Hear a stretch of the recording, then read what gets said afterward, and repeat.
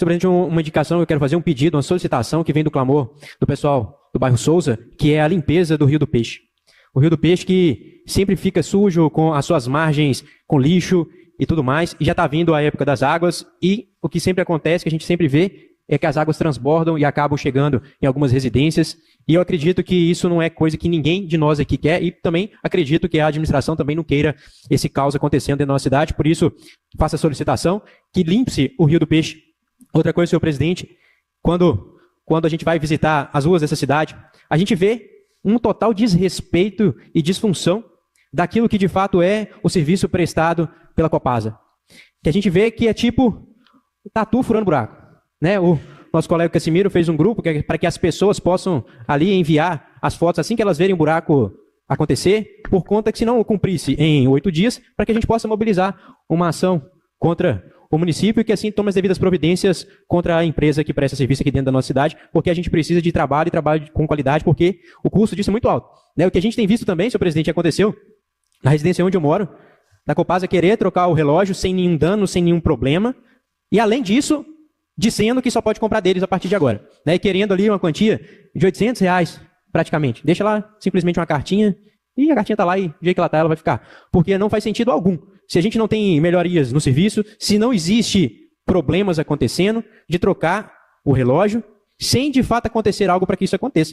Então, é um esclarecimento também, porque pode acontecer com outras pessoas da cidade, e por falta de informação, ir lá simplesmente pagar.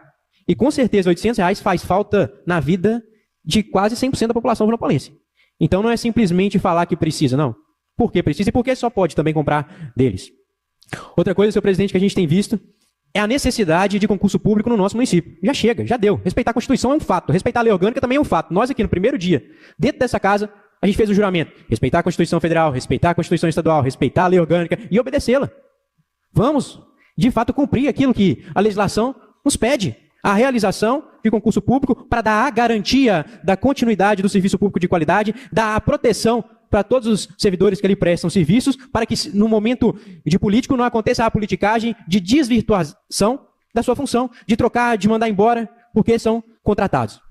Isso é um caso que tem acontecido e que isso é um fato que precisa ser resolvido, né? Que a administração tome as devidas providências para fazer o estudo de viabilidade, de já aplicar a construção de uma matéria para a efetivação do concurso público na nossa cidade. Lá na Rua Cá, senhor presidente, existe um morro, assim se diz, e uma escada de acesso a algumas moradias com muita dificuldade.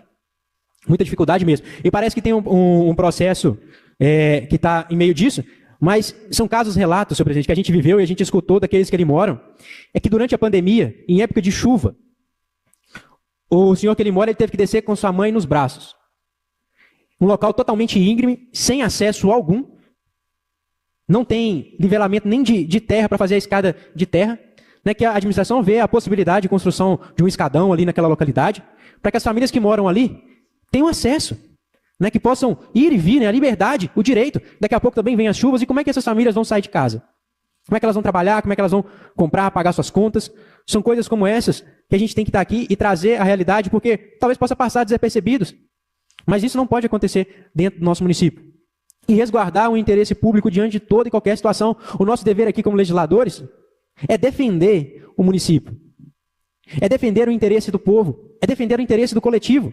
E o respeito devido aos pagadores de impostos que precisam de serviço de qualidade, que precisam ver de forma palpável o retorno dos impostos tão caros que pagamos. E essa casa, senhor presidente, não tem picuinha, não tem perseguição. Não, essa casa faz solicitação, essa casa discute projetos de forma legal, constitucional e regimental. Dentro dessa casa, ninguém fica tratando um ao outro com irreverência, não. A gente se trata com respeito, mesmo com as diferenças. E é isso que a gente quer ver. É transparência, é integridade daquilo que a gente faz dentro dessa casa, porque senão, se a gente não pode discutir projeto, se a gente não pode conversar, se a gente não pode questionar, se a gente não pode fazer requerimento de informação, vamos fechar as portas dessa casa. Vai servir de quê? É simplesmente chegar aqui e querer aprovação de um projeto sem discussão, sem conversa, sem diálogo. Não é assim que as coisas funcionam. A cidade não é uma empresa que tem um dono. A cidade é uma empresa que é gerida por alguém que foi eleita e gerido com auxílio de nós, vereadores, que também fomos eleitos pelo povo. Então, por isso que nós estamos aqui, para escutar as demandas, apresentar ao Executivo, e o Executivo apresentar as demandas para essa casa, a gente discutir se aprovado ou não, mas que também seja levado em consideração o povo alvinopolense. Não basta uma canetada para resolver os problemas de Alvinópolis. Basta escuta, entender o problema, para que aí possamos criar soluções. Mais uma vez, o diálogo se faz necessário, de forma absoluta, dentro da nossa cidade. Absoluta, senhor presidente, que eu falo, é questão de fato, ser ouvido o povo alvinopolense. Principalmente agora, que daqui a pouco vai ter que apresentar aqui para esta casa o orçamento. E o povo foi ouvido? Até hoje, não vi ninguém falar que foi ouvido.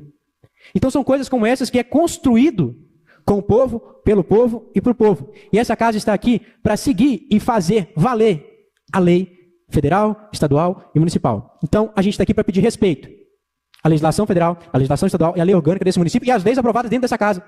Que elas sejam de fato regulamentadas, colocadas em prática para melhor atender a população alvinopolense. E muito obrigado, senhor presidente, por essa reunião de hoje. Agradeço a Esther por explanar sobre o seu projeto. E que mais pessoas venham a essa casa, acompanhem as reuniões e estejam cientes daquilo que está acontecendo dentro da nossa cidade. Muito obrigado, que Deus abençoe Alvinópolis e cada um de nós.